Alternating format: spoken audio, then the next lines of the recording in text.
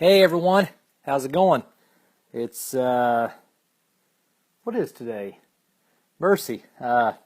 It's Wednesday afternoon, so coming to you from about 4 p.m. here Central Time in Tulsa, Oklahoma, and just thought I'd jump on and do another Wisdom from the Recliner, Volume 15. I plan to share some thoughts around how do we deal with issues? How do we deal with internal issues throughout our life here on planet Earth? And then I just want to talk a little bit about food, if that's okay with you guys. It's such a hot topic right now for so many, and it continues to be something that I learn more about and evolves in my healing journey. And I interact and connect with so many people who are dealing with dis-ease in their body. So wanted to come on here for a few minutes. I've got a conference call at 4:30, something very exciting actually that I'm looking forward to seeing what develops there. I've got some really great news. I'm just waiting for all the details to come together so I can really promote it. But my son Addison, who's 10, him and I are going to be in Chicago next weekend. I'm going to be connecting actually with someone that I really look up to who's already kind of healed from cancer, and going to be meeting up with some people who are currently in the process of healing from cancer, and then hopefully going to have maybe up to 2 different gatherings and events on like the 12th and 13th, hopefully in the evening time, where I get to share my story and connect with people, answer questions, build friendships, relationships, get to know people, and share anything I possibly can that might be helpful to others. You know, I tell people all the time, Caroline and I, we don't have all the answers. We are just simply learning, just like any other humans on the planet. And all we, oh, Robin, yes, please connect with me then after this call. I'm looking for anyone and everyone that's in the Chicago area, so I would love to make a connection with you. We're still trying to confirm host, place, locations. There's a person who owns a yoga studio and a person who owns a vegan restaurant that have been showing interest, but the details have not completely come together. So Robin, I don't know if you can private message me or inbox me, or I can do it after I get off this live, but I'd love to connect with you. And if you've got friends and family and people and your dad, yes, I want to make this all happen. But I'm so excited because my son, who's going into 5th grade, he goes to a Spanish immersion school, and he actually leaves in September for 8 weeks to go to Spain, and I'm going to miss him dearly. So this is going to give him and I a chance to have some one-on-one time. And I'll tell you something really cool that I just thought of, because someone just covered our flights today, which I'm so thankful, and we have a family who's going to be letting us stay with them, but they live quite a ways out in the suburbs of Chicago, but that's okay. They're also letting us use a vehicle while we're in town. So we're going to get to mark off on our bucket list and go to a Chicago Cubs game at Wrigley Field. Well, my son and I happen to be diehard St. Louis Cardinal fans, and so they're playing the Cardinals that weekend, so it's going to be a really special time. And I really wanted to have some one-on-one time with my son just because he's going to be gone for so long. But my son's going to turn 11 in October, and I told him that from his 11th birthday to his 12th birthday that I would select 12 books, and that as long as he read each one of them and wrote a 1-page summary of what he got out of the book, then he could have a cell phone when he was 12, and he would also take the first step in being allowed to get a car when he turns 16. So I told him today that I wanted him to read the first book and write the first essay, at least get started on it in the next week. I also decided that it's best when I travel, and if I'm gone for a couple of days, to just basically be on a 100% all fruit diet. It's simple for those that I may be staying with. It's easy for them to provide food for me. And then we just grab a smoothie here and there. So I told my son, I said, when you travel with me, Dad does fruit and fruit smoothies only. It keeps it simple. It maximizes my energy. It gives me what I need, but at the same time, it's kind of like doing a couple of days of fasting.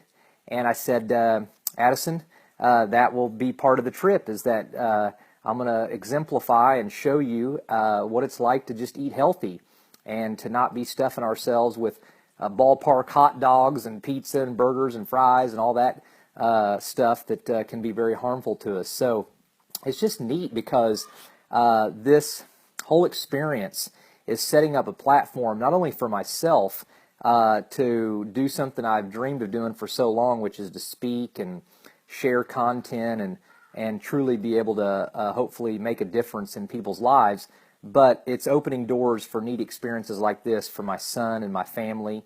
And I just cherish being a dad, and I love being engaged. And by God's grace, I'll show Addison how to live in His grace, to live love, to be secure in who he is, and to allow him to just navigate in the freedom that he's been given as well, and to be his greatest fan and cheer him on, and be there to love on him and encourage him through the ups and the downs that he'll have on planet Earth as well. So anyway, I'm excited about connecting with you, Robin. My mother-in-law's on here. I love you so much, Carol. I'm just so blessed to be your son-in-law. Joanne says, hi, it's Cindy and Robert Marshall's aunt. I met you out in Missoula. Oh, yes. So great to see you on here, Joanne. We had such a wonderful time in Montana. Man, it was just such a blessing. And Lisa, I love you. Thank you. I feel so much better. It's been 5+ weeks, guys, now since the last time I had to get any fluid drained out. So just incredible. Hello, Marcy. Hi, Robin. And Sherry, I know I forgot to say hi to you, so I'm glad you're on here as well. But I want to quickly jump into a couple of topics here. The first one is food. And all I want to basically say about food is that I want to just encourage all of us, and this is an even encouragement and reminder to me, to continue to be persuaded in our hearts and believe that the food we intake and the food we eat really does make a difference. It does matter. But not to freak out about it, just to start taking steps to learn and understand more about how do we get more real food into our bodies and less fake food, or less things that people are trying to market and promote to us as food, but they're really not food. And then how do we understand the idea that actually when we're eating, our body has to put all that energy and focus. Hello, Cindy. Hello, Michelle. Thank you so much. That our body has to put all that energy and focus on digesting. So actually, the less we eat and then what we eat, based on how long it takes for the body to digest, the more time we free up the body to heal, to regenerate the cells, to focus on any areas that need assistance. And anyway, it's just awesome, and it's exciting to learn more about eating real food. I realize that I've spent so much of my life here on planet Earth eating what I thought was food, when in reality it wasn't food at all. And so, listen, folks, I mean, just for an example, I needed alpha lipoic acid to help regenerate my liver, okay? But even though I needed that, and at times we need different treatments or infusions or medicines or whatever it may be, we never want to forget that the foundations of true healing in our bodies want to heal, they were made to heal, is love, it's nature. When we eat real food, that food loves us back, as my health coach Steve Factor says. We can always begin to put a dent in things, and we can always make a difference based on what we're eating. I mean, I'm reading and hearing about stories of people who have even decided to do things like chemotherapy or radiation that can be very hard on the body and have a lot of side effects. And a lot of them, though, that have chosen to radically change what they eat and are getting lots of great nutrition, then what's so cool is they're offsetting some of those side effects. So even when we need medicine or we need intervention in order for something to happen, what we eat can still make a difference. It can still matter. So even if it's just, say, starting with a simple step like maybe someone wants to give up drinking soda and then drinking more water, or maybe someone wants to give up drinking coffee or sweet tea, or maybe someone just wants to eliminate sugar or meat or dairy. Just take it one step at a time. Be easy on yourself, love yourself, and just, I wouldn't have any restrictions. I would just focus on real food, eating more fruits and vegetables. Definitely, fruit is an amazing thing. And then learn from people. I mean, when I learned the fastest carbs first for digestion, for optimal energy, for optimal health, when I learned how my body needed sugar, salt, and fat in abundance, it's just made all the difference for me. So we're going to be eating for the rest of our lives. And hi, Ina. Hi, Anna. And hello, Carla. Thank you so much. I feel as good as I look. Praise the Lord. So anyway, just continue to move in the direction of more real food. Okay, add that. More fruits, more vegetables, and love yourself. Give yourself grace. And then as time goes on, just remember, we are creatures of habit.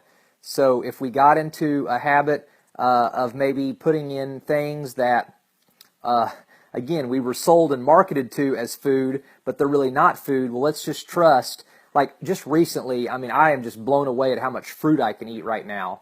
Like there are some days where I'm eating an entire pineapple, half a watermelon, a bowl of grapes, 5 or 6 bananas, couple of oranges, and then 2 or 3 smoothies, and then afternoon greens and a raw vegan meal at night. And that's just kind of happened recently, which I really started eating a lot of fruit about 6 months ago. So it's becoming a habit. It's just becoming what I'm getting used to. My taste buds, the texture, it's just becoming a new way of life. So we got to give ourselves time. We can't set unrealistic expectations that set us up for failure. And we've got to do things in freedom and in love and because we want to, not because we have to, not because I'm free to eat anything I want. I'm just not interested in eating some things, at least not near as much as I used to, and I'm just continually seeing that desire change and change and change. So maybe you could call it grace-based eating or grace-based food. I just have found that when grace abounds in my life in any area, then real change actually takes place. And real change is effortless in the sense of it comes and flows from my thinking changing, my belief changing, and it's something that lasts long term. It's not me trying to will myself or white knuckle it, and it offers me the chance to make mistakes along the way, to not think I've got to be perfect or to not overhaul a habit in 2 seconds, but to just start slowly working at it. And then what happens is those days compound, those weeks compound, those months compound, those efforts compound, and before you know it, it looks like someone's done some amazing things, and there's very drastic changes that show up and appear. But in reality, they weren't perfect. They weren't doing anything 100%. They were just doing it in what I would call like a graceful way. And you always know when change is good because people are finding joy and happiness and love and peace. If someone's trying to change and it's just making them angry or bitter or miserable, then they're probably going about it in an unhealthy manner. And I just would suggest that there might be a better way to go about that. So anyway, those are some thoughts I had around food. And basically the final thing I want to say is, no matter what you're thinking, no matter what you're doing, no matter what you're going through, food always matters. It just does. So even if it's not the end-all, be-all and the answer to everything that someone needs, it can always make a difference. So let's not ever let ourselves think, oh, it doesn't matter what I eat. Oh, it doesn't matter what I put in my body. Oh, it doesn't matter. I'm not seeing any difference, or I don't notice anything. Keep going. Keep believing the truth. It does matter. It will make a difference. And over time, our bodies will respond completely different to real food than it will fake food. So just to keep that in mind. Let's see here. Marcy says, I'm working with my husband to make some very important changes. He is borderline diabetic. Watching you use your thoughts and food to transform your life has been very inspirational for him. Well, thank you so much, Marcy. Man, the food thing has been difficult. It's been hard. I've had a lot of ups and downs. I feel at a much better place of peace and love and joy and grace with that right now. I don't have any restrictions. I do occasionally, whatever that looks like. I don't even try to tell you how much or what time or when, but sometimes I just make choices still where I choose to eat things that are less than optimal for my health. But it just seems to be getting easier and easier, and I just find myself more and more being able to just eat real food. And I eat a lot of fruit and juices and vegetables and smoothies, and I'm just eating less and less meat. I'm eating less and less dairy. I'm eating, very little. Do we ever go out to eat? Very little, like almost zero fast food at all. But it's taken some time and it's evolved. But anyway, I just want to keep encouraging. Just keep going, keep plodding along. Don't beat yourself up. Love on yourself and give yourself time to create these new habits. It's really amazing what will happen. Carla, Mike says food matters. Carla says change on the inside will eventually reveal itself on the outside. You're spot on. Carla, that's a perfect lead-in. I wanted to talk about dealing with issues in our life.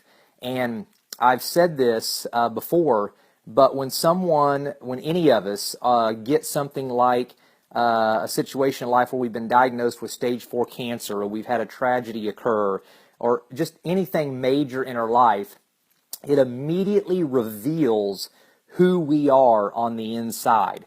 Like, once we received the diagnosis 10 months ago of cancer, like, it was too late to try to change who we were. Like, it immediately began exposing Caroline and I and our family for who we already were. And of course, this has brought new perspective, and this has caused us to probably change and evolve in our thinking, our belief systems, and in who we are.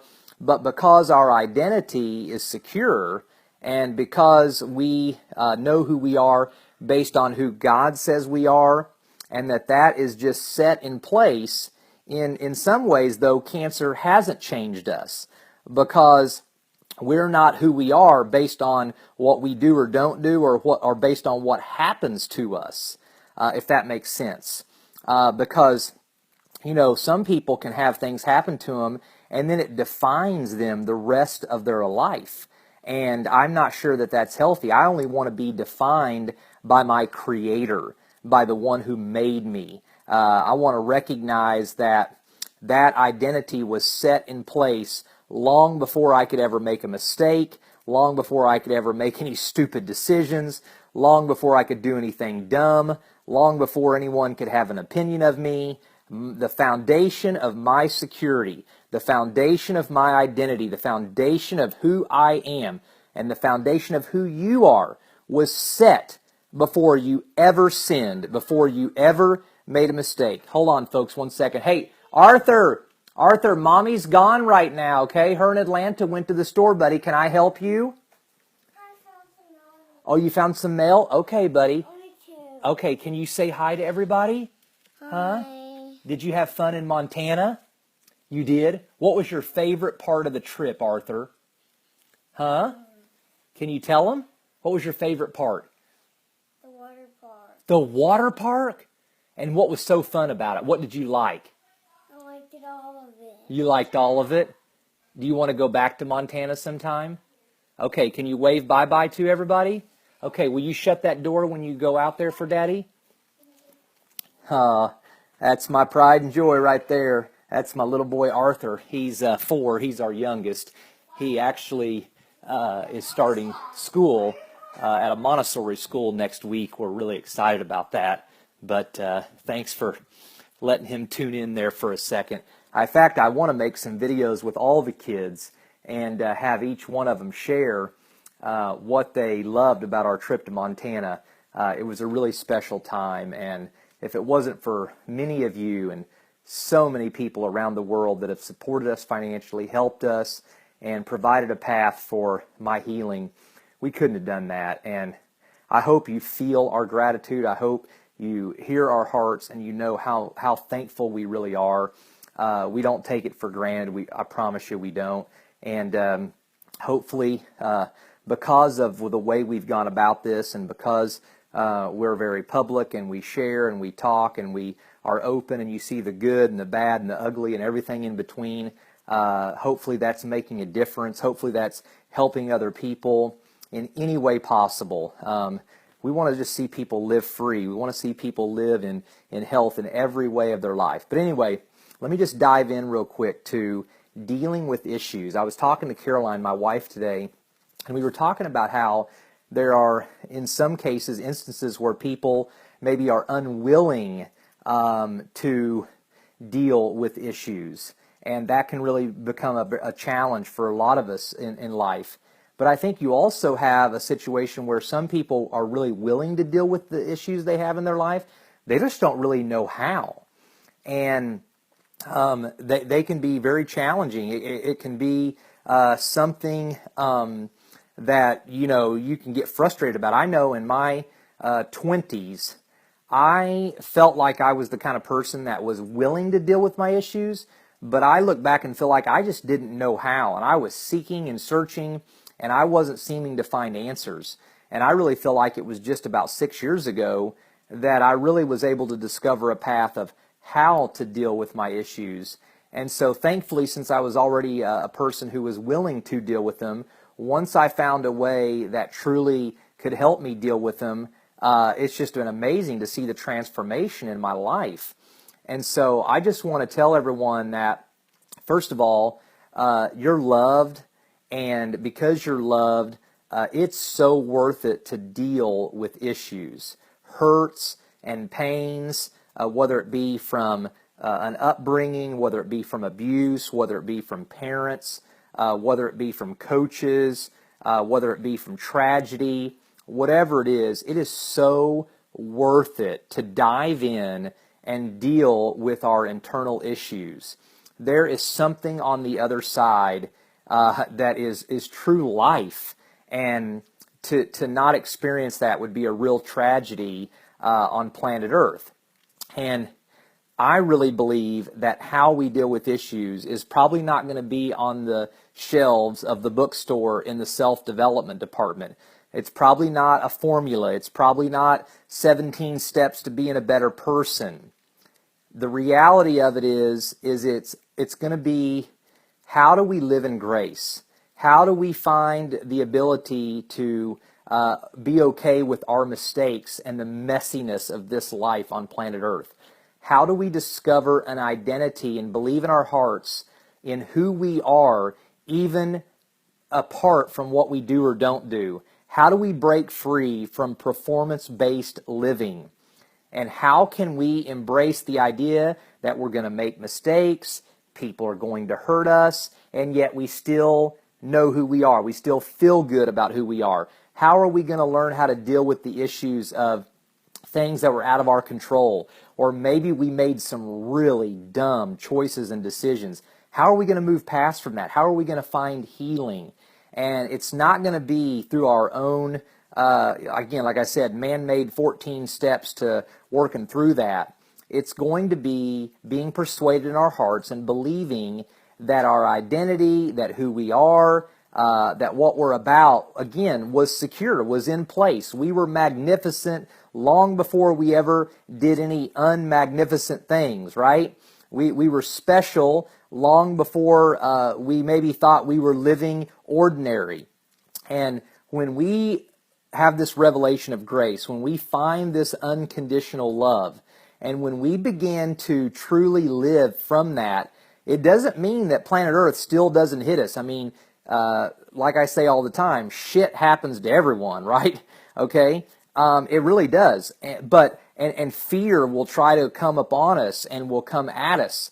But if we can fall back into this, hey, I'm loved, I'm secure, I know who I am, I've got an identity, I don't like these circumstances, but at least I'm not having to fall into this deep, dark level of condemnation, and I can face these issues. They're not too scary, they're not too big, and how much better is my life going to be? How much better is my marriage going to be? How much better are my kids going to be? How much better off are the friends that I have going to be? My extended family, when I am issue-free, not because I don't have any issues, but because I found a way through grace and love and true identity to be able to face them, deal with them, heal from them, move on, and not let them, in essence, ruin my life and the life that I have with everyone around me. So there's so much to talk about, so much to share. As I wrap up here on Wisdom from the Recliner, Volume 15, folks, we've got an event in Tulsa, Oklahoma on September the 9th. I'm sure you're seeing it all over Facebook. We've only got 200 spots. It's first come, first serve. You're going to want to be there. It's going to be an absolute incredible event. Come support us and be a part of what we're doing, because I'm learning every day about people who are dealing with sickness, mystery illnesses. I'm learning about people who are dealing with other healing challenges, mentally, spiritually, emotionally. I know so many people feel lost about food. I know a lot of people have a lot of fear and anxiety just about the word cancer in and of itself, yet it's an epidemic in this country. And I think this is going to be an evening where you can come in one way and leave another. And so much hope, good, hard-core facts, truth, love is going to be shared. Steve Factor is well worth the time to listen to.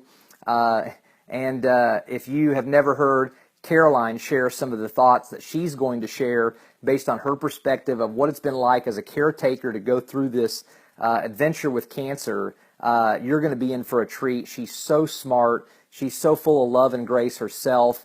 And she's going to be able to give us some incredible practical answers and insights to things that you're going to want to hear. So go online, register for the event, and book your flights. We have hotel blocks until August the 25th. Get you a hotel room. If you're here in Tulsa, you definitely got to be there. The tickets are only $33.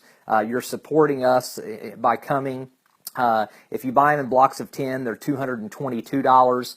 And once we're sold out, we may even have a special announcement that we're possibly working on. So anyway, I'm looking forward to being in Chicago next week. Robin, I will definitely look forward to getting a private message from you about connecting with you when me and my son are there next weekend. And I just look forward to continue interacting with you all, connecting with you, building friendships, doing life together. I learn from you just like you learn from me. None of us have it figured out. Let's embrace the mystery of life. And as I tell people all the time, I have more questions than I've ever had. I have fewer answers than I've ever had. And yet I'm experiencing the most peace I've ever experienced. I love you all. Have a wonderful day. We'll talk to you soon.